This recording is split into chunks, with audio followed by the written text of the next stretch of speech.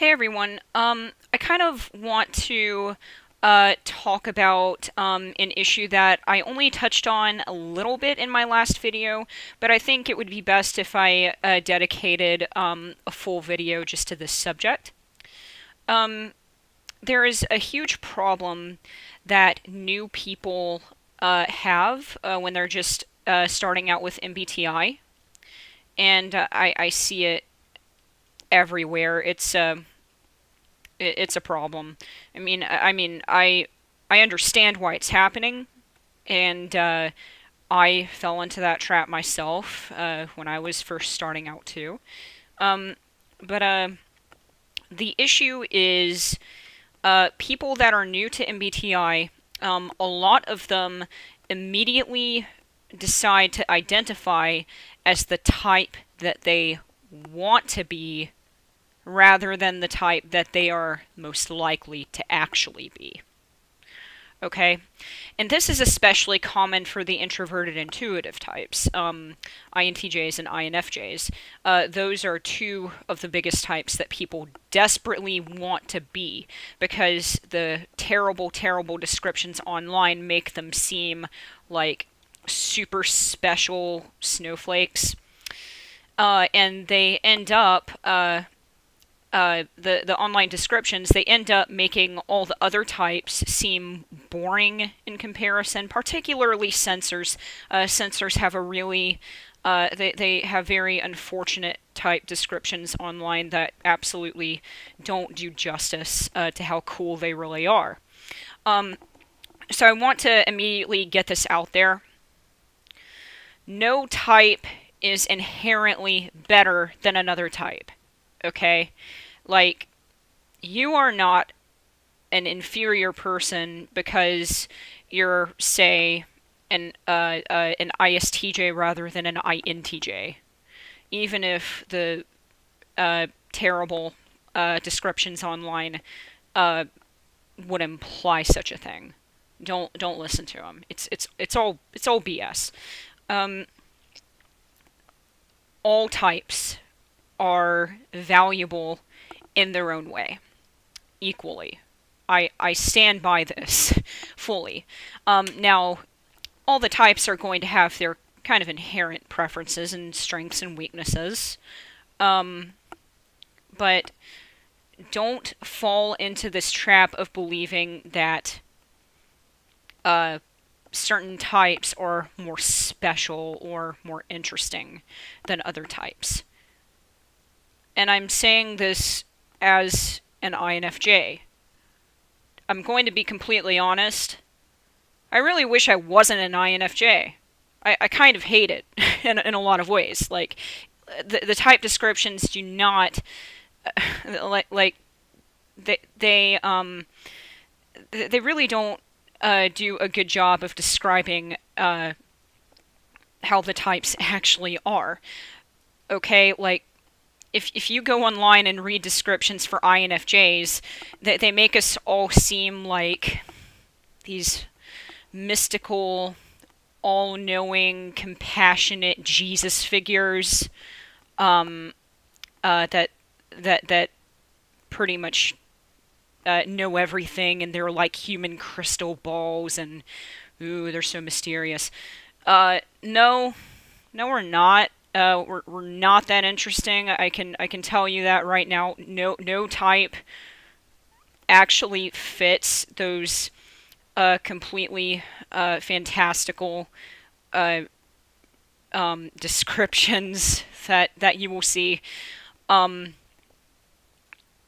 it's not as fanciful as you would think. Okay, it's really not. Um, every type is going to have their own strengths and weaknesses. Every type is going to have their own struggles. Just because one type might have an advantage over another type in one way, I mean, they're going to have their weaknesses in other ways. It all kind of balances out. So please, please don't get too attached to the idea of being any particular type. Um, I understand that um, when you're first reading these online descriptions, especially the ones that describe INFJs, like some of the words they use are misunderstood, and websites love to describe INFJs as people that always seem out of place but are simultaneously attractive and kind of mysterious and deep and philosophical. And oh my god, it's so stupid, dude. Like, any type can be philosophical and deep, okay? Like, any type can be intelligent. Any type can be out of place. Any type can feel like they're different.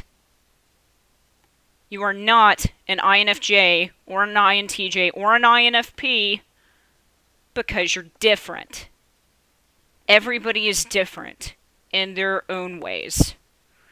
So yeah, I really wanted to get that out of the way.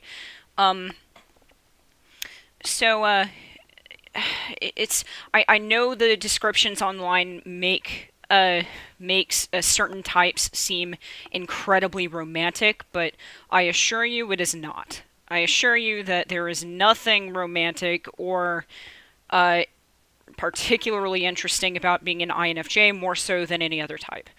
Um, it's it's not a big deal. I would also like to say there's this massive misconception that INFJs are the rarest personality type because supposedly there are statistics that back this up, and people that are attracted to MBTI, they desperately want to be different, okay? They desperately want to feel like they are unique and special and not like the rest of the flock.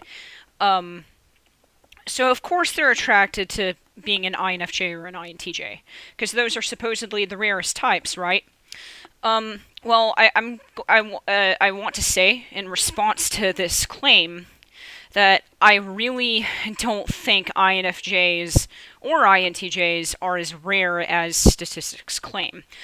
First of all, because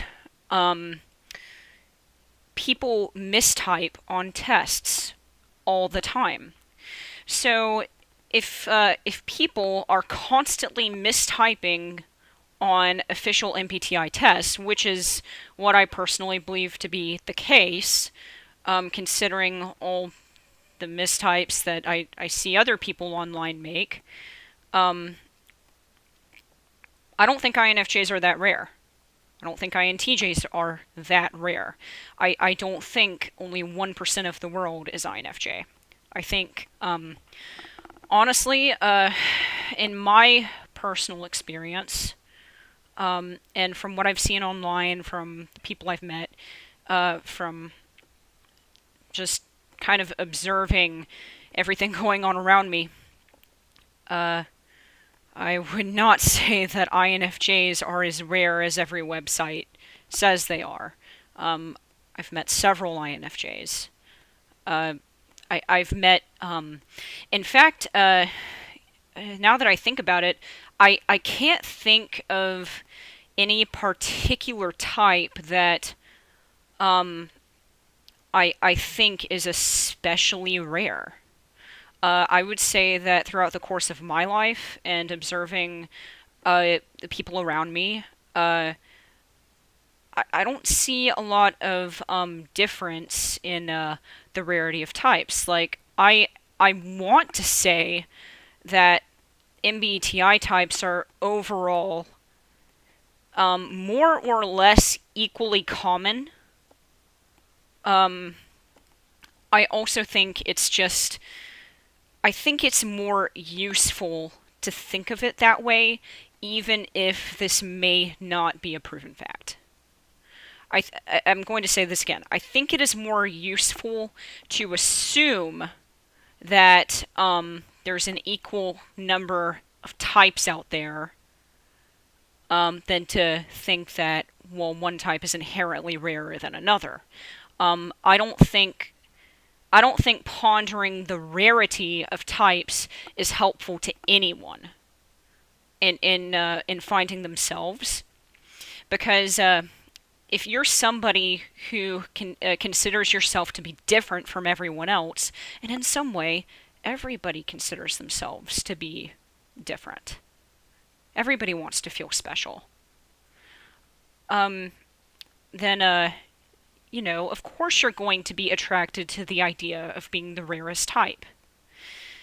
I'm just going to say again, I don't really think there's any way to prove that there is a rarest type.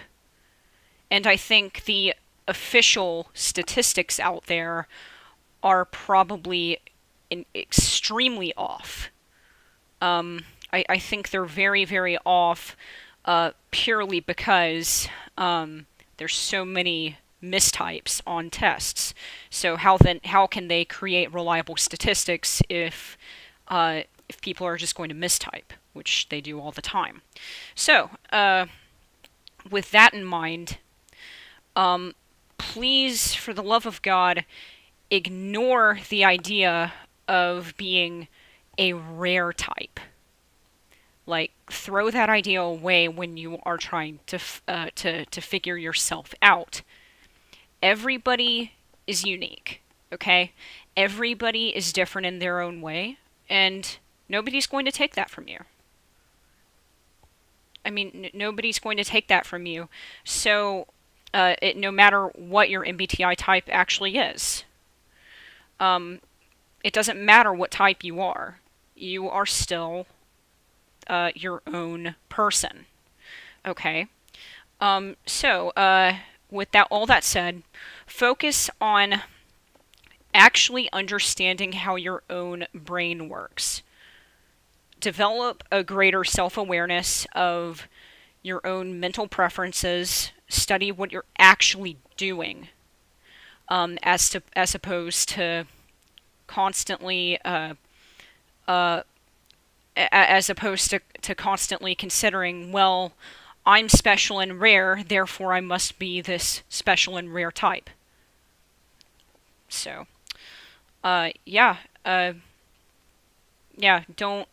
don't assume that you are a type because you are assuming that they must be rare and special. Alright, that's all I got on that subject for now. I will see you guys later.